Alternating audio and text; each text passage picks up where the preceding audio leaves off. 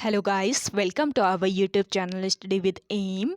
आज मैं आप सभी के लिए काफ़ी इंपॉर्टेंट वीडियो लेके आई हूँ। तो देखिए, आपके आगामी उत्तराखंड पुलिस के एग्ज़ाम के रिगार्डिंग हमारे द्वारा Uttarakhand police special mock series start की गई है, जिसका पार्ट 5 आज मैं आप सभी के लिए लेके आई हूँ। ये सीरीज़ आपके अदर उत्तराखंड एग्ज़ाम के लिए भी इम्पॉर्टेंट रहेगी, तो आप सभी लोग हमारी सीरीज़ में स्टार्टिंग से लेकर एंड तक बने रहें। आज की इस क्लास में Uttarakhand top 20 most important question आपको प्रोवाइड कराए गए हैं, और साथ ही साथ क्वेश्चन से रिलेटेड जितने भी इंपॉर्टेंट पॉइंट हैं वो भी आपको इसी क्लास में ही बताए जाएंगे। तो आप सभी लोग एंड तक इस सेशन को जरूर फॉलो कीजिएगा। तो चलिए आज के इस मॉक सीरीज को स्टार्ट करते हैं। स्टार्ट करने से पहले जिन लोगों ने अभी तक हमारे YouTube channel study with M को सब्सक्राइब नहीं किया है वो सब्सक्राइब कर लें। साथ ही साथ बगल में जो बेल आइकन दिख रहा है इसे भी प्रेस कर लें, ताकि हम कोई भी वीडियो डालते हैं तो उसका नोटिफिकेशन आपके पास जल्द से जल्द पहुंच जाए। आप सभी लोग हमारे टेलीग्राम चैनल को भी ज्वाइन कर सकते हैं। अराउंड 6.7 के यहाँ पे ग्रुप मेंबर्स हो चुके हैं। सुबह 10 बजे और शाम 8 बजे यहाँ पे क्विज का आयोजन भी कराया जाता है। इसके अलावा अदर इंपॉर्टेंट अपडेट्स पीडीएफ्स यहीं पे शेयर की जाती हैं। लिंक आपको उसका डिस्क्रिप्शन बॉक्स में मिल जाएगा। बढ़ते हैं आज की वीडियो की ओर।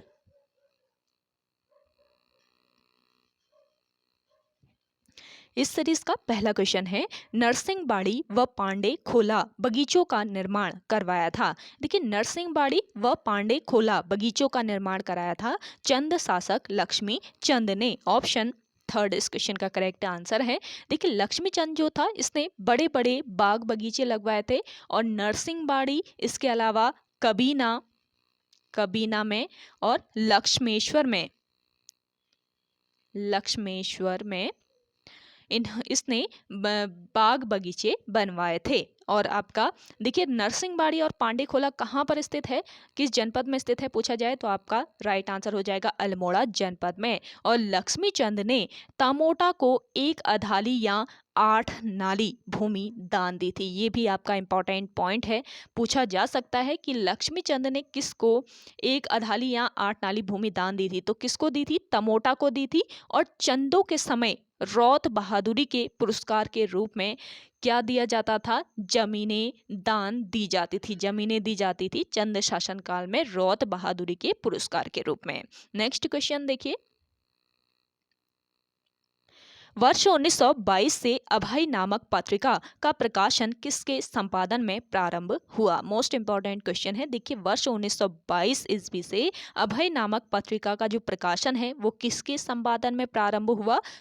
विचारानंद सरस्वती के संपादन में। ऑप्शन सेकेंड यहाँ पे आपका राइट आंसर हो जाएगा। देखिए, वर्ष 1922 में ही एक और पत्र आया था जिसका नाम क्या था? तरुण कुमाऊं। ये ध्यान रखेंगे, तरुण कुमाऊं जो पत्र था ये भी आपके कब आया था? 1922 ईस्वी में ही आया था। और तरुण कुमाऊं जो था ये यंग इटली के तर्ज पर एक पत्र था, और इसका प्रकाशन होता था कहाँ से? लैंस टाउन से। इसका प्रकाशन मुकुंदीलाल ने किया था। ये भी आप ध्यान रखेंगे। जो आपका तरुण कुमाऊं है ये पत्र भी आपके 1922 ईस्वी में ही प्रकाशित हुआ था। और आपका अभय नामक जो पत्र है ये भी 1922 ईस्वी में ही प्रकाशित हुआ था। तो आप सभी लोग रिलेट करके इन दोनों पॉइंट्स को ध्यान में रख सकते हैं। और अल्मोड़ा से वर्ष 1922 ईस्वी में जिला समाचार नाम से समाचार पत्र निकाला गया, जो कि वर्ष 1925 ईस्वी में कुमाऊं कुमुद के नाम से निकलने लगा। और इसका संपादन किसने किया था?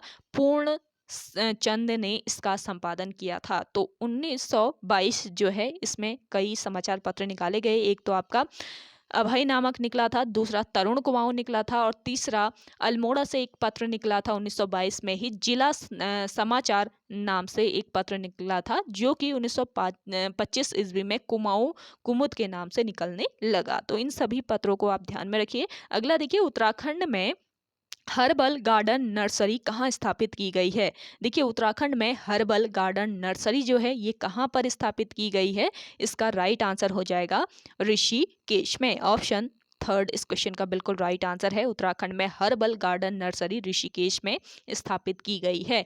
और देखिए ऋषिकेश को क्या कहा जाता है, संत नगरी व विश्व योग की राजधानी कहा जाता है। और हर्बल गार्डन जो है ये ऋषिकेश में कहाँ पर स्थित है, मोनी की रेती में। ये पॉइंट ध्यान रखेंगे, मोनी की रेती में स्थित है हर्बल गार्डन। अगला देखिएगा, नंदा राज्यात यात्रा 2014 पर, नंदा राज्यात यात्रा जो है 2014 पर डाक टिकट पर प्रदर्शित किया गया था। आपको बताना है नंदा राज्यात 2014 पर जारी डाक टिकट जो था उसमें क्या प्रदर्शित किया गया था, ये बताना है। क्वेश्चन इस तरीके से आपका, तो बताएं नंदा राज्यात 2014 पर जारी डाक टिकट पर क्या प्रदर्शित किया गया था। आप सभी लोग जल्दी से अपना आंसर बताएं इसका। तो देखिए नंदा राज्यात 2014 पर जारी जो डाक टिकट था इसमें क्या प्रदर्शित किया गया था, नंदा प्रतिमा प्रदर्शित किया गया था। ऑप्शन फर्स्ट यहाँ पे आपका राइट आंसर है, इसमें नंदा प्रतिमा को प्रदर्शित किया गया था इस टिकट में। और देखिए नंदा राज्यात जो यात्रा है ये गढ़वाल और कुमाऊं की, एक तो आपके गढ़वाल और दूसरी कुमाऊं की, गढ़वाल और कुमाऊं की सांस्कृतिक एकता का प्रतीक है। और 20वीं सदी की जो प्रथम नंदा राज्यात यात्रा है ये कब हुई थी, वर्ष 1905 ईस्वी में हुई थी। नंदा राज्यात यात्रा चमोली के कासवा गांव के पास नौटी नामक स्थान से नंदा देवी मंदिर, नौटी नामक स्थान में नंदा देवी मंदिर है, तो यहाँ से यह यात्रा कहाँ तक जाती है, होम कुंड तक। होम कुंड तक नंदा देवी मंदिर से, नौटी गांव में नंदा देवी मंदिर से होम कुंड तक यह यात्रा जाती है। और नंदा राज्यात यात्रा 280 किलोमीटर की पद यात्रा है। 280 किलोमीटर की ये पैदल यात्रा है जो कि कब पूरी होती है, 19 से 20 दिन इसको पूरा होने में लग जाते हैं। और देखिए नंदा राज्यात यात्रा 18 जुलाई से 6 अक्टूबर 2014 को हुई थी। तो नंदा राज्यात 2014 जो है इस पर डाक टिकट जारी किया गया जिसमें नंदा प्रतिमा को प्रदर्शित किया गया है। इंपॉर्टेंट क्वेश्चन है, ध्यान जरूर रखिए। अगला देखिएगा, धाद नामक संस्था का गठन किसने किया था। देखिए धाद नामक जो संस्था थी इसका गठन किया था किसने, सुरेंद्र सिंह पांगती ने। ऑप्शन फोर्थ तो यहाँ पे आपका बिल्कुल राइट आंसर है। सुरेंद्र सिंह पांगती का संबंध किस जनपद से है, पिथौरागढ़ जनपद से। पिथौरागढ़ जनपद से इनका संबंध है। और एक प्रसिद्ध रचना है उत्तराखंड कितना सच कितना छल, तो इनकी एक रचना है सुरेंद्र सिंह पांगती की, उत्तराखंड कितना सच और कितना छल। तो ये ध्यान रखेंगे, उत्तराखंड कितना सच कितना छल, इसकी रचना किसने की थी, सुरेंद्र सिंह पांगती ने की थी। पूछा जाए आपसे तो आपको ध्यान में रखना है। अगला देखिएगा, बगजी बुग्याल किस जनपद में स्थित है। बताएं कि बगजी जो बुग्याल है वो किस जनपद में स्थित है। जिन लोगों को आंसर आ रहा है आप सभी लोग अपना आंसर कर सकते हैं कमेंट सेक्शन में। तो देखिए बगजी जो बुग्याल है ये आपका चमोली जिले में स्थित है। ऑप्शन सेकंड यहाँ पे आपका बिल्कुल राइट आंसर हो जाएगा। देखिए रुद्रनाथ नामक जो बुग्याल है ये भी आपके चमोली जनपद में स्थित है। रुद्रनाथ नामक बुग्याल, ये भी आप ध्यान रखेंगे। और चमोली के गोपेश्वर के पास कल्पनाथ बुग्याल भी है। कल्पनाथ बुग्याल भी आपके कहाँ पर है, चमोली में ही स्थित है। और बगजी जो बुग्याल है ये भी आपके चमोली जनपद में ही स्थित है। चलिए नेक्स्ट है आपका, आज का ये सेशन आप सभी को पसंद आ रहा है तो लाइक कर लीजिए। जिन लोगों ने अभी भी हमारे YouTube channel study with M को सब्सक्राइब नहीं किया है वे लोग जरूर सब्सक्राइब कीजिए। आप सभी का सपोर्ट जरूरी है हमारे लिए, तो आप सभी लोग ज़्यादा से ज़्यादा सपोर्ट कीजिएगा। स्टडी विद एम को डेली आपको ये क्लास प्रोवाइड कराई जा रही है जिसमें आपको 20 क्वेश्चन दिए जा रहे हैं और आपको क्वेश्चन से रिलेटेड जितने भी इंपॉर्टेंट पॉइंट है वो भी आपको इसी क्लास में ही बताए जा रहे हैं। तो आप सभी लोग ज़्यादा से ज़्यादा स्टडी विद एम को सपोर्ट कीजिएगा। और आप सभी लोग उत्तराखंड पुलिस की जो तैयारी कर रहे हैं वो लोग रात को 8 बजे वाली क्लास भी जरूर देखिएगा। उसमें भी एकदम यूनिक क्वेश्चन दिए हैं और उसमें जीके जीएस, इसके अलावा हिस्ट्री और पॉलिटी भी उसमें इंक्लूड की गई है और करंट अफेयर भी इंक्लूड किए गए हैं। तो वो क्लास आपके आगामी उत्तराखंड पुलिस के एग्जाम के लिए भी मोस्ट इंपॉर्टेंट है। तो आप सभी लोग जरूर फॉलो कीजिएगा 8 बजे वाली क्लास को। अगला देखिएगा, उत्तराखंड में किस किस वर्ष शुद्ध साहित्य समिति का गठन हुआ था? देखिए उत्तराखंड में शुद्ध साहित्य समिति जो है इसका गठन कब किया गया था? वर्ष 1913 ईस्वी में किया गया था। ऑप्शन सेकंड यहाँ पे आपका बिल्कुल राइट आंसर हो जाएगा। देखिए शुद्ध साहित्य समिति का गठन किसने किया था? स्वामी सत्यदेव परिव्राजक ने इस समिति का गठन किया था। इंपॉर्टेंट पॉइंट है, नोट कर लीजिएगा। और देखिए स्वामी सत्यदेव परिव्राजक आर्य समाज के एक सन्यासी, भारतीय स्वतंत्रता सेनानी तथा हिंदी साहित्यकार थे और इनका यात्रा वृत्तांत जो है ना ये काफी प्रसिद्ध है और ये ज्वालापुर स्थित सत्य ज्ञान निकेतन नामक पुस्तकालय के संस्थापक भी थे। और वर्ष 1913 ईस्वी में स्वामी सत्यदेव परिव्राजक जो थे ये कहाँ पहुंचे? अल्मोड़ा आए थे। अल्मोड़ा पहुंचे ये वर्ष 1913 ईस्वी में और उन्होंने शुद्ध साहित्य समिति की स्थापना की। कहाँ पर की? अल्मोड़ा में की, ये ध्यान रखेंगे। और देखिए इनके जन्म की अगर हम बात करें तो इनका जन्म कब हुआ? 1879 को इनका जन्म लुधियाना पंजाब में हुआ था। पंजाब के लुधियाना में इनका जन्म हुआ था। और इनके बचपन का नाम पूछा जाता है तो सुखदयाल इनके बचपन का नाम था। अगला देखिएगा, राज्य में गोल्डन गर्ल के नाम से मशहूर है। देखिए राज्य में गोल्डन गर्ल के नाम से मशहूर कौन है? ये है दिलराज कौर। ऑप्शन फर्स्ट बिल्कुल राइट आंसर है आपका। दिलराज कौर जो है ये राज्य में, उत्तराखंड राज्य में गोल्डन गर्ल के नाम से मशहूर हैं। देखिए दिलराज कौर का संबंध किससे है? निशानेबाजी से। निशानेबाजी से इनका संबंध है और निशानेबाजी में इन्होंने राष्ट्रीय और अंतर्राष्ट्रीय पदक जीते हैं, इसलिए इन्हें गोल्डन गर्ल कहा जाता है। और आपसे पूछा जाए कि गोल्डन बॉय, राज्य में गोल्डन बॉय किसको कहा जाता है, तो ये पॉइंट पे आप ध्यान रखिए। राज्य में गोल्डन बॉय कहा जाता है किसको? जसपाल राणा को। जसपाल राणा को गोल्डन बॉय कहा जाता है। देखिए जसपाल राणा जो है इनका संबंध कहाँ से है? टिहरी जनपद से इनका संबंध है। टिहरी जनपद के चलामो गांव से इनका संबंध है, ये पॉइंट पे ध्यान रखेंगे। और ये भी एक अंतर्राष्ट्रीय निशानेबाज हैं जसपाल राणा। और जसपाल राणा ने एशियाई खेलों में, एशियाई खेल जो होते हैं तो एशियाई खेल व राष्ट्रमंडल खेलों में स्वर्ण पदक प्राप्त किए हैं, इसलिए इनको गोल्डन बॉय के नाम से जाना जाता है। अगला देखिएगा, किसके राम कैसे राम रचना किसकी है? देखिए किसके राम कैसे राम ये रचना बतानी है किसकी है, तो ये रचना है किसकी?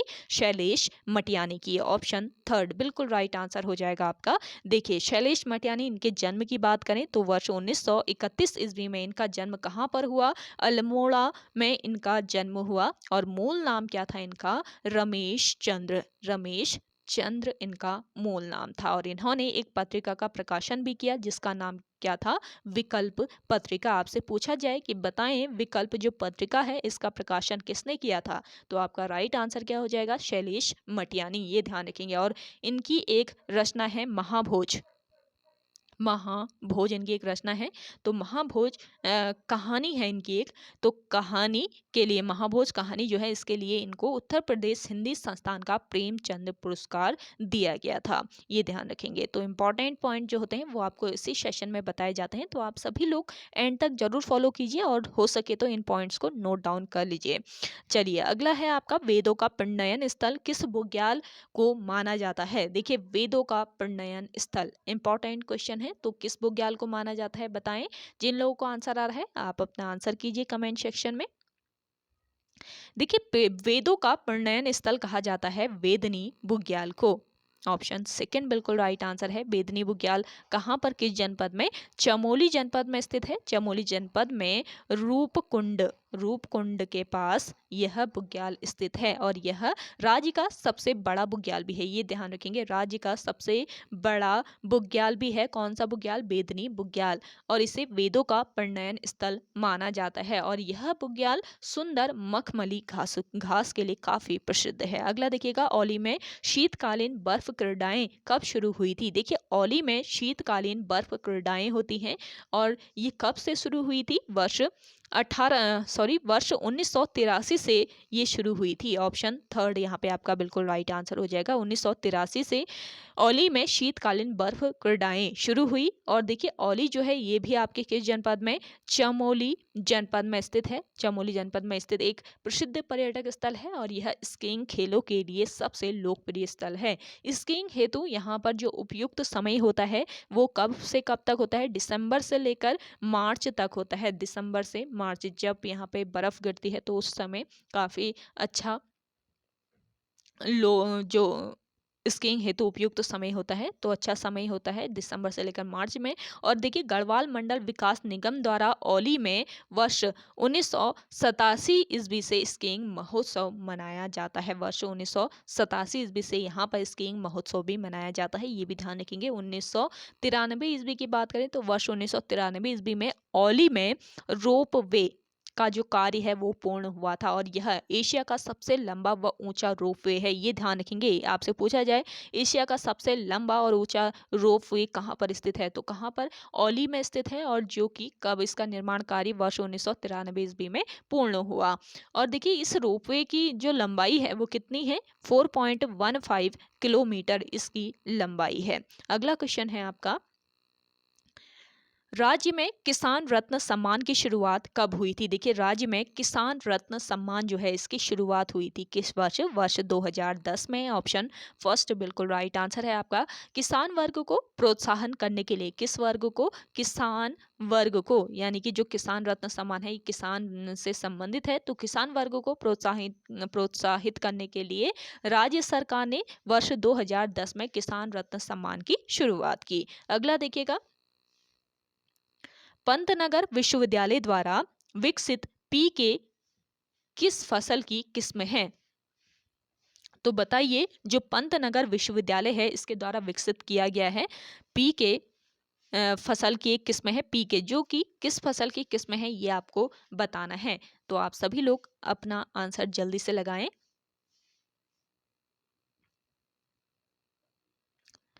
तो देखिए पंतनगर विश्वविद्यालय द्वारा विकसित जो पीके है, पीके विकसित फसल की किस्म है, तो ये किस फसल की किस्म है, इसका राइट आंसर हो जाएगा सोयाबीन। पंतनगर विश्वविद्यालय द्वारा विकसित पीके सोयाबीन फसल की एक किस्म है। ऑप्शन थर्ड बिल्कुल राइट आंसर है। देखिए 17 नवंबर 1960 ईस्वी में नेहरू जी ने पंतनगर में देश का पहला कृषि विश्वविद्यालय की स्थापना की। पहले कृषि विश्वविद्यालय कहाँ पर स्थित है, पंतनगर में स्थित है। और पंतनगर विश्वविद्यालय के प्रथम कुलपति थे एंथोनी पार्कर स्टीवेंसन। और देश में हरित क्रांति लाने का जो श्रेय है वो भी किसको जाता है, पंतनगर विश्वविद्यालय को जाता है। अगला क्वेश्चन देखिएगा, कुंजापुरी देवी का मंदिर किस जनपद में स्थित है। देखिए कुंजापुरी देवी मंदिर आपके टिहरी जनपद में स्थित है। ऑप्शन फर्स्ट बिल्कुल राइट आंसर हो जाएगा। कुंजापुरी देवी का जो मंदिर है ये दुर्गा देवी को समर्पित है, यानी कि माता दुर्गा की यहाँ पे पूजा की जाती है।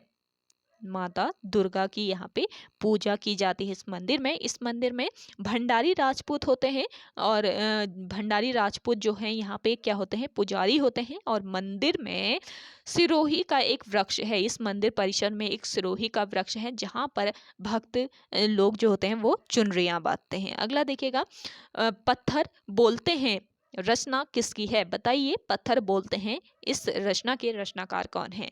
तो देखिए पत्थर बोलते हैं रचना जो है ये है उमा शंकर सतीश की। ऑप्शन सेकंड बिल्कुल करेक्ट आंसर है आपका। देखिए उमा शंकर सतीश जो है इनका संबंध किस जनपद से है, रुद्र प्रयाग जनपद से इनका संबंध है। और प्रसिद्ध पुस्तक है इनकी एक ए लिंग्विस्टिक स्टडी ऑफ जौनसारी, जो कि काफ़ी प्रसिद्ध है। ये ध्यान रखेंगे, आपसे पूछा जाए ए लिंग्विस्टिक स्टडी ऑफ जौनसारी पुस्तक के लेखक कौन है, तो ये इसके लेखक भी उमाशंकर सतीश हैं। अगला देखिएगा, हल्द्वानी में जागृत जनता का प्रकाशन किसने शुरू किया था। देखिए हल्द्वानी से जागृत जनता का प्रकाशन शुरू हुआ था और इसका प्रकाशन किसने शुरू किया, पीताम्बर पांडे ने। ऑप्शन फर्स्ट बिल्कुल करेक्ट आंसर है। देखिए वर्ष 1939 ईस्वी में हल्द्वानी से जागृत जनता का प्रकाशन पीताम्बर पांडे ने किया। किस वर्ष से इसका प्रकाशन शुरू हुआ, वर्ष 1939 से। और जागृत जनता जो पत्रिका है वो कहाँ से, इसका प्रकाशन कहाँ से, हल्द्वानी से होता है। ये पॉइंट भी ध्यान रखेंगे। अगला देखिएगा, प्रसिद्ध हंसेश्वर मठ किस जनपद में स्थित है। देखिए प्रसिद्ध है हंसेश्वर मठ जो कि आपके किस जनपद में, पिथौरागढ़ जनपद में स्थित है। ऑप्शन थर्ड यहाँ पे राइट आंसर है। हंसेश्वर मठ जो है पिथौरागढ़ जनपद के काली नदी के तट पर स्थित है। किस नदी के तट पर हंसेश्वर मठ स्थित है पूछा जाए तो काली नदी आपका करेक्ट हो जाएगा। अगला देखिएगा, भारत का कोलोराडो किस स्थान को कहा जाता है। मोस्ट इंपॉर्टेंट है, भारत का कोलोराडो कहा जाता है किसको, ऋषिकेश को कहा जाता है। ऑप्शन फोर्थ बिल्कुल करेक्ट आंसर है आपका। देखिए ऋषिकेश जो है ये देहरादून का एक उपनगर है। देहरादून का एक उपनगर है जो कि किन नदियों के संगम पर स्थित है, गंगा और चंद्रभागा, गंगा व चंद्रभागा नदियों के संगम पर ऋषिकेश स्थित है। और केदार खंड में ऋषिकेश को क्या कहा गया है, कुब्जा मृग कहा गया है। कुब्जा मृग कहा गया है इसको केदार खंड में। चलिए अगला है आपका, मण का सूर्य मंदिर किस जनपद में स्थित है। देखिए मण का जो सूर्य मंदिर है ये आपके किस जनपद में है, पिथौरागढ़ जनपद में स्थित है। ऑप्शन फोर्थ आपका यहाँ पे राइट आंसर हो जाएगा। देखिए मण का जो सूर्य मंदिर है ये पिथौरागढ़ जनपद के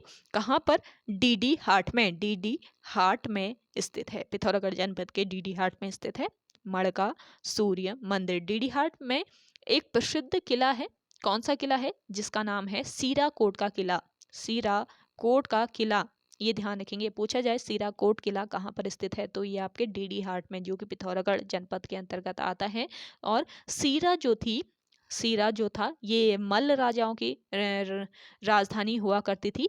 सीरा मल्ल राजाओं की राजधानी होती थी और वर्तमान डीडी हाट जो है वो सीरा क्षेत्र में बसा हुआ है। तो ये भी आप ध्यान में रखें। अगला देखिएगा, कुमाऊं लोक साहित्य की पृष्ठभूमि नामक पुस्तक के लेखक कौन है। मोस्ट इंपॉर्टेंट है, देखिए कुमाऊं लोक साहित्य की पृष्ठभूमि नामक जो पुस्तक है इसके लेखक कौन है, इसके लेखक है त्रिलोचन पांडे। ऑप्शन फोर्थ यहाँ पे आपका बिल्कुल करेक्ट आंसर हो जाएगा। तो ओके गाइस, आज के सेशन में इतना ही। आई होप आपको आज का ये सेशन पसंद आया होगा। अगर आपको आज का ये सेशन आप सभी को पसंद आता है तो इस सेशन को लाइक कीजिए, शेयर कीजिए। जिन लोगों ने अभी भी हमारे YouTube channel study with M को सब्सक्राइब नहीं किया है वे लोग जरूर सब्सक्राइब कीजिएगा। और देखिए आज उत्तराखंड राज्य में हरेला पर्व मनाया जा रहा है तो आप सभी को स्टडी विद एम की तरफ से हरेला पर्व की बहुत बहुत शुभकामनाएं। तो चलिए मिलते हैं एक नई इंटरेस्टिंग वीडियोस के साथ, तब तक के लिए धन्यवाद।